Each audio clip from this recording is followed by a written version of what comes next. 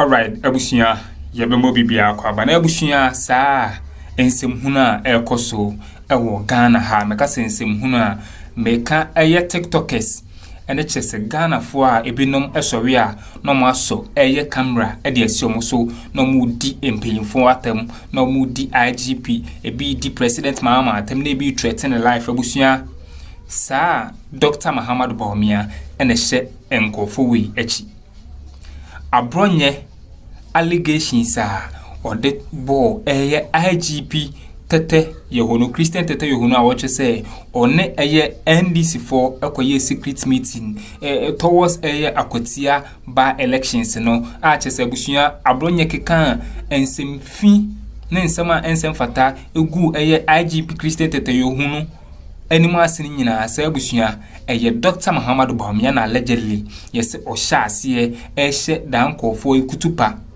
emomudi da sebe nsem ne emo asem na abusuya me waste time no me pese mba me yakone akwakuti enkomotwetwen na ekoso no nansa na ebeko no se unya like dwumedi na me so be like dwumedi no obehye ma onua so otifi nso nsa atumi aka no wahye no so atwe na adwene sansem hunu chese fancy comedy mu hwan jollof mu edidi atama mo tena TikTok na chese mu di president Mahama nyina allegedly said Dr. Mahama Bawumia and the sheda neoma no ase entina ya na MPP for abawura court yachi esimesi na MPP for anim nie na Dr. Mahama Bawumia yi fancy comedy no aye na wa too.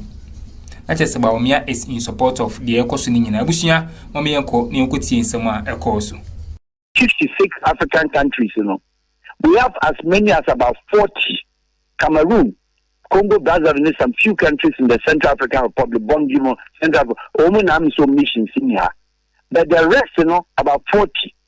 Europeans, 58 countries in Europe, how many of them? Very few. Because Latvia, the whole Eastern Bloc, Serbia, Croatia, Serbia, Montenegro, and then when you go to the Pacific, there is no mission of the Pacific in Ghana. Some are Papua Guinea, Vanuatu, Fiji, there's no. And then when the Caribbean, I think it's only Trinidad and Tobago. Out of the ACP alone of 80 countries of the Black continent, and none of bigger numbers, but maybe not from the Caribbean, not from the Pacific, but from African continent.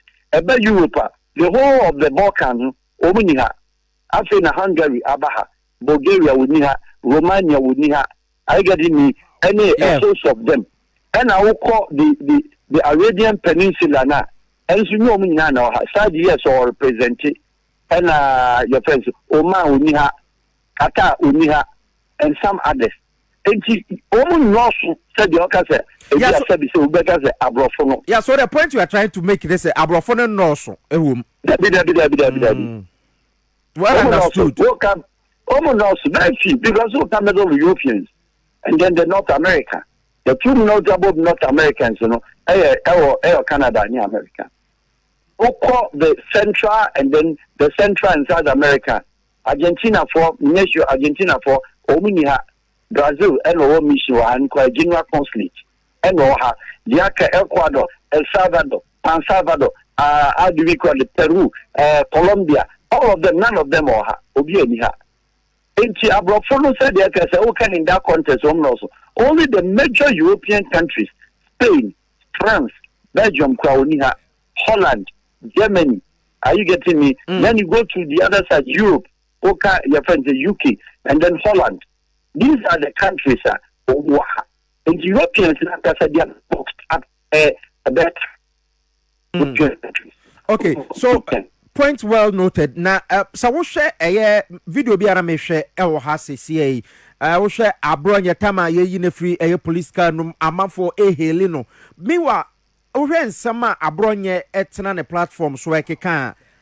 Na akwa to say I say ye heli enema enye niema papa just because obi a political party member or a popular nti waka enu kwan say where are we heading towards?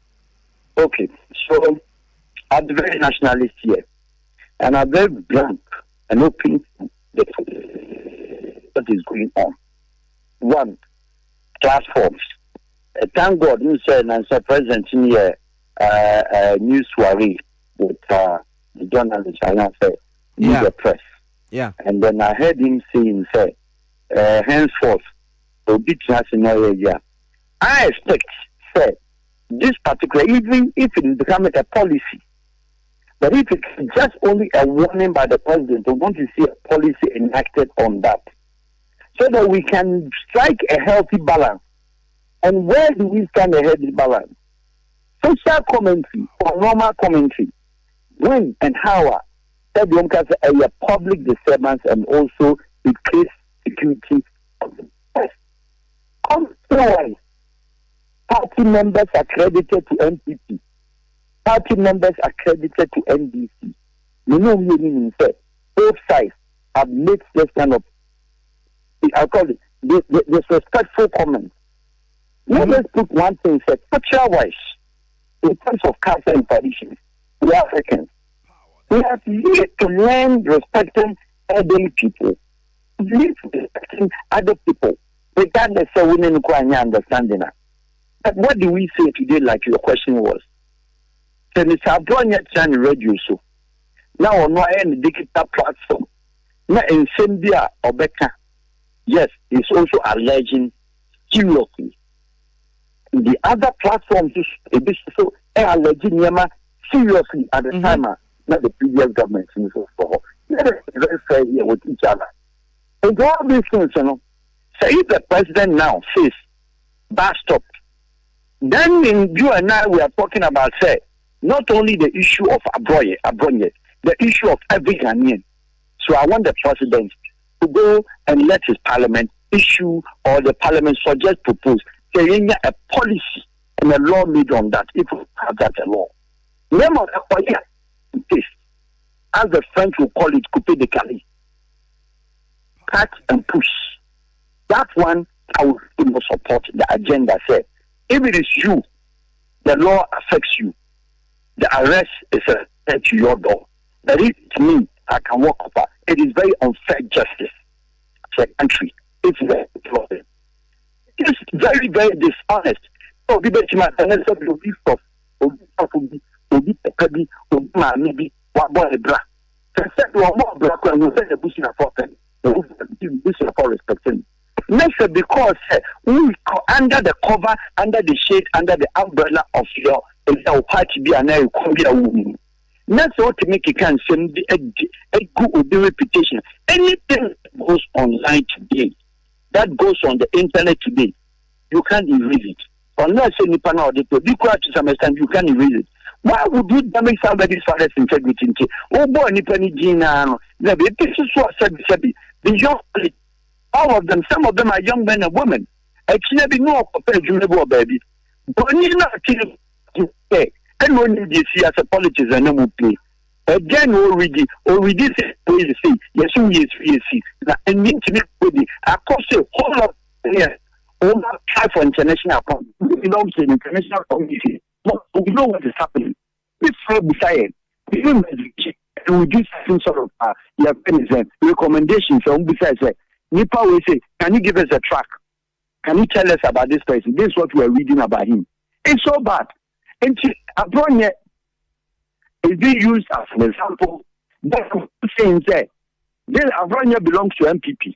So NDC must also advise themselves and also advise their communicators and also advise the party activists. So if it was not good, and yes, sir, President meaning say, NDC no koyebi. That's a president to say, yeah, party on secure.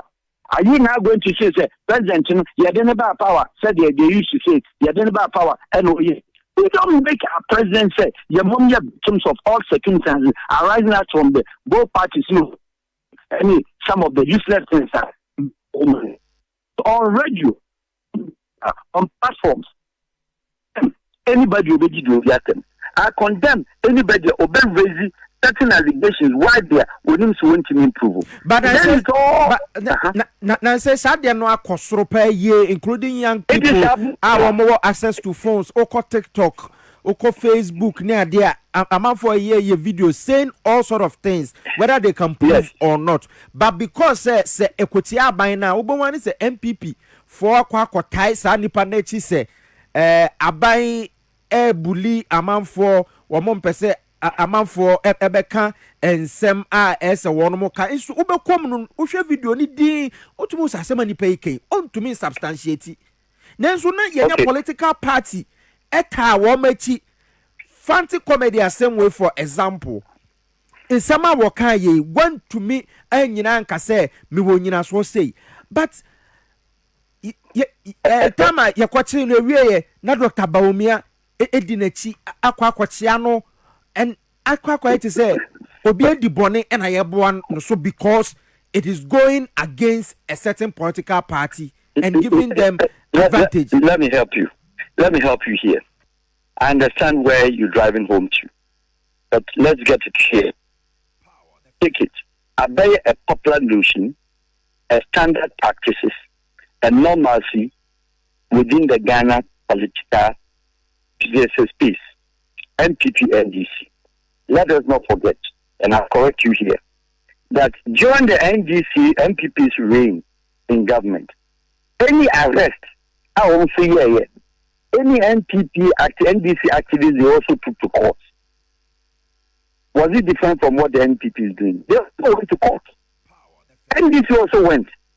And it is because they do that to put pressure on the judicial system. They do that to put pressure and expose the weaknesses of also our judges, weakness of our judiciary. Because the judges cannot stand, as it in the case of United States, where a judge will thank God, intimately instruction, regardless of your name. But your judges say crazy back. Next year, oh, opposition party leader, President Bawumia, now your friend saying, I'm just only using for the blue or her. What do they say?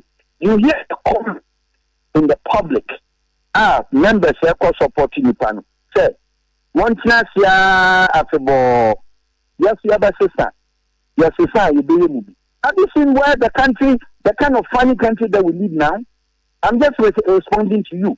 Say, it is not a matter of very few of that party, the MPP, let the Lord fix his cause. All of them about what the person has done and delve into the fact that a opposition, a party, anything else. So when they go to court, the judges cannot stand. They can't look at the faces and face and deal with the legal issue and do what justice to what they are supposed to. They don't do it. Because of the CSA, and now a court judge, and now a high court judge, not Jim of appeal, not Jim of a Supreme Court. This is the reality. I'm just telling me I'm a realist, regardless of whose emotions that it affects. Now, Yako, into so a case, people are threatening him. Tell that now, the Baba government. Yam from that. And the best answer. These are ordinary commentary. Using the Abronye case as a reference case scenario. Maybe what you comment no more passer. It all drives home towards say. The yes, you have Bema, what I judge you, have you seen it? And it's everyone. That is what I'm telling you. And whether you like it or not, Mr. Abronye is big. Fine. But the issue bringing Mr. Abronye to jail, to remind me, also I find it a street. Let's be very honest. The matches, yes. What did you do a private issue? Your Ghana laws that deals with issues. I mean, no can say, said what catch me a question. Oh, yeah, boy, okay. And yeah, that's why I did my camp because if I'm your sofa, not be I'm your malam. The two say, what good roofing. Mekoko, Nami no Abidi. But in the present, in the post, say, IGP, if you are said, Abronye did the IGP at me, commonsensically, what it's so. Commonsensically, or your papa, commonsensically. So when you say uniform, NY public place, it's not right that we should be doing that. And none of you, don't do that to ourselves. And also to me hide behind the politics. And could be said will be papa. It's that IGP beyond so what China also bet my call. I press on civil proceedings against, and the law also offers the opportunity to say, and part, when you won't say did nothing. Who says the civil cases in Kofon could be wrong? It's a civil cases, they are not finding people. But young man may so in a bay say, okay, the meeting say, a cost of one will not be there, let me criminalize it. In the case of Abronye cases, that is how it looks like. The case have been criminalized. Whereas in Zico, in natural prevention, is not a criminal offense. It's an abuse. In seminar, yes, we didn't attempt. And so we're going to cost a civil. Not civil laws, because people hiding under the word strategic corporation. If you say for people to say, even though it's a civil case, what did you happen in jail? And I'm a sentence. Okay. With scenario ya wa create ne sama wa kekan kan question ba ko na mpese me bisa na ye de enkomo no eba na wiye with resetting agenda yura John Mahama aka no Ghana for bebre edi adanse se wo ma hu sen sakraye bi eba amamuo mu ne ade ufri se police for judiciary wo mo ebetumi take advantage of it ejina wo mo na so aye bibia se wo no mo ye per the laws of the country. Nacho omuchi let's say president ni so anka ne sa ni wa kare chidi ni wa ma nvan say the security community ni wa nku omuchi so anwo so any judiciary the big advantage of it ni say chene will be a digital platform on them obia ni digital say me no ka say me no ka say say or we no be cap some kra na usu we no be there go because or adia yeah disgracefully when me say say no kan yan kra was say me boa na be you are no what foolishness is that the thing that you are even talking about say you are lying until they drag you in say also me boa be you are no what does it mean say if you are not saying they are then the matter drags on.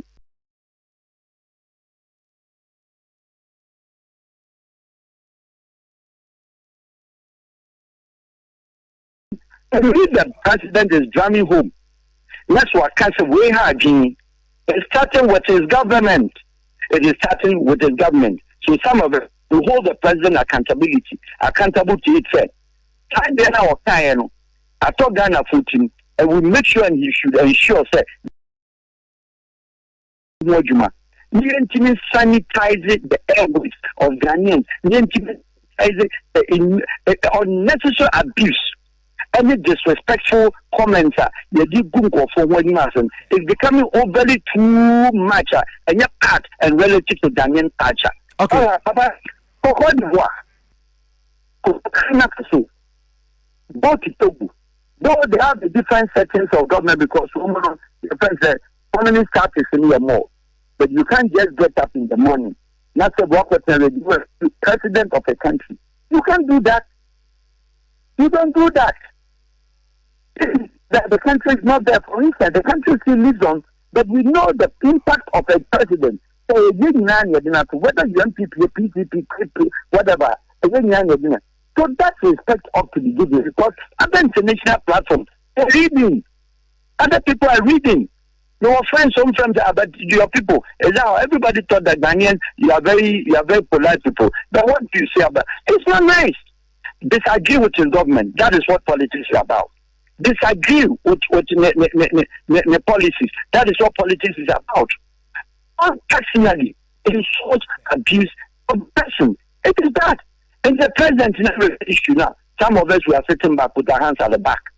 Looking at it, say, how would his judges, and I'm talking about the judges, judiciary of the country, how they will react to it, and how would the police? That does not mean, say, one, police also will take an undue advantage. That is not how it works. You be able to substantiate, and we should be able to say, a better healthy balance. Where arrestable offense and this between the two countries. Let the be another criminalizing. Yes, one cause of their criminality is you should take the criminal course of a judicial process. Not the woman favoritism and bias system. Okay, regardless. And it says we should encourage these forms of because if we want to sanitize the system, there obi can some na say enye no kwegu obi hu fia. Yenyi politics ni mfiri nchen na yen deal with it to send your air course.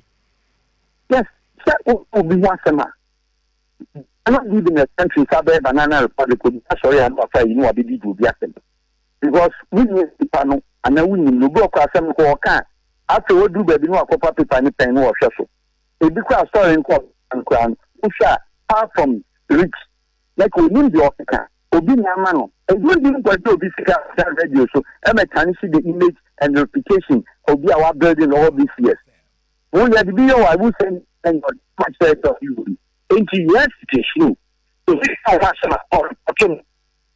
if warnings have been going on. So what's inquired as a friend say, okay, criminal system, and I said, what does she did not file the true policing? I did choose in a quarter. So court 1, 2, and will be a civil sentence or second sentence. People stop. They are getting a charge and bail. Papa Abronye there charge and bail in that status quo. It's not to be the same issue. We didn't know the key. So we are not doing anything. We are listening at the same place and dance to the same music and the same tune. Right. So Ghanaian dance doesn't change. Okay. My info will see an yandase say unyambre at the MIA and Anope. Penny Farouk Al Wahab, a international relations expert, social commentator. Very popular in the Ghanaian media space, and I'll say, you know, HH and Komo Anope. Looks like Omino Yaguswa in circle, a corner by corner Sabesi, because and some ACCA or my Muye Aqua and want to say, Obi a free say to send me to na Macan assembly de tia a mampenny.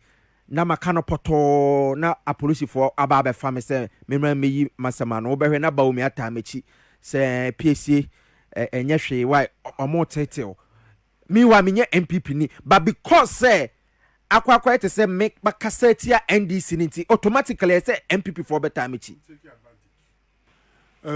me it doesn't make sense na me catch one pay say me thank you Obrimpo say me a lawyer me a judge bi ana media Abronye asemi ya anka kwaku Abronye any allegation claims are making memena substantiate mema ni the evidence ato ase sa nye sa anka media Abronye me de be scapegoat e de atua atenie any nsem a yekagu ya mampanifo ana politician ana mampanifo wo kromu a yekagu omufi nka media Abronye be scapegoat anka asem anka mehwe mmerenim se de tie pepepe so obi gu obi hu fi so obi ka asam egu obi hu fi ade to obi so na wantimi amfa nyina so amma se asem A B C ana me kan ye no enye no kure na emo mechanic gu ni hu fi keke kwagu anka me kwan bia so amede Abronye be ye scapegoat nka me ne be kwagu medi kan aka say His Excellency John Dramani Mahama to me ababeka ne nsa to tell wo mra se bedwam any mampani a wababedi bio no oba be right all the wrongs I see what my guy. I hope so because the way now social media see Nancy no as obi anya access to phone and or can open and many Farouk our have a address said there should be a policy on all these issues because small boy now a phone with and they are ma obi konko jina TikTok so nka and a TikTok so and no nipa small boy or followers bebreti na ni trimu ya ne de na o keka nsem hunu ma obi nko jina osuwa say obi enim no na on na TikTok so and Facebook so enkeka nka asem binti a mampanyi na yenche no sesie yi say asem a wo kan bra be kire mu na se nipa kwa tumanti wo behwe na MPP for you lawyer no dey kire meanwhile nipa kwa MPP hwe TikTok see your friend say He&Fante comedy yaira Ghana jollof mo wo ko gina live on TikTok threatening the life of a sitting president like John Dramani Mahama na say yete na mo say na yate na wi mo say abuse na boys yi He&Fante comedy akọ Bawumia ho na Bawumia simbo wiem na osere na wabam no akwasasama Bawumia kwasasama enti sa kwanti comedy o sa why small video na Bawumia omuyi ni free say sales na Bawumia ha again no mu wanu omunyi mfantuo na fe mu hunu nipa ti se Bawumia nipa di nkwasiasem se na wo panyi awo man na sa wo fo aso yes enti o man be na ye chichiri watch asem na me ka che na se enti kwaku tie jimi fo we akwa kika nkwasiasem na gbei kwaku wo mi eka me nko nko mo mfa Abronye mo wo mo mfa sa boys we sa onige we nko yemfo mu nyanye scapegoat na MPP fo pa sa ma che so mo ba be ye demonstration bi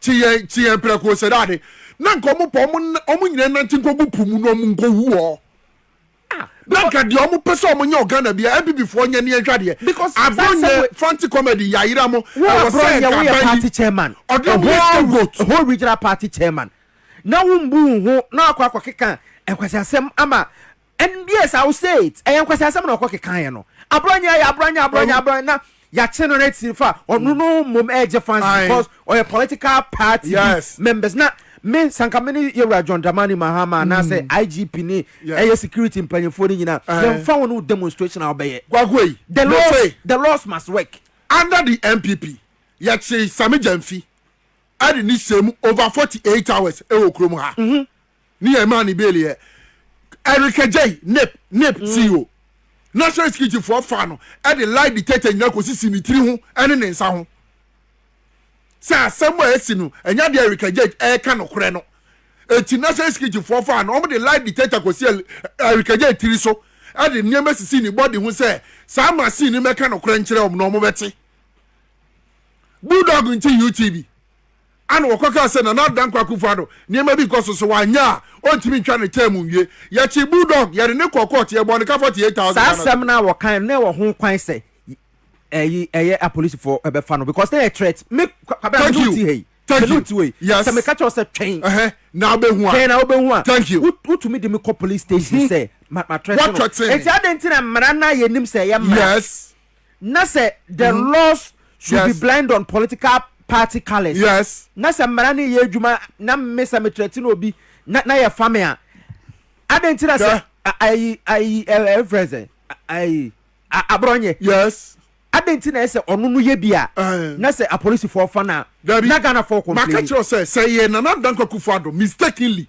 and wonya to third wa parliament wo bra wo be di ade 2017 anko bi antumi kasa wo na nka me se MPP ni bo wasum kra nka je se wo san pa ne che wo koto so ne na pa ne che wo anko wo mu nyina be kuta golden card dia na mkromu a tumi a Mahama enyi se ye na nado na nya mu kakra si wonya to third a akie be hu de be si wo kromu a no it is about time you be set the record straight you be man mre wo kromu a aye adwuma emra na aye adwuma let's not even spend time on that am kasa hunu na won konkoda Abronye videos ye mbonchi obi aso betime etie ni 2 times ha that be untumi Abronye nsem a waka no alright abusia teachers we ne nsem ekoso ewo political highway so say allegedly yesisa ensem hunu ene sebi nsem a ensem fata ekoso ewo Ghana ha ende obonso obi aso camera sini so TikTok na odi omanpanyina atem na yedi IGP atem na Abronye ede ensem etwantro eto IGP so no nyina sa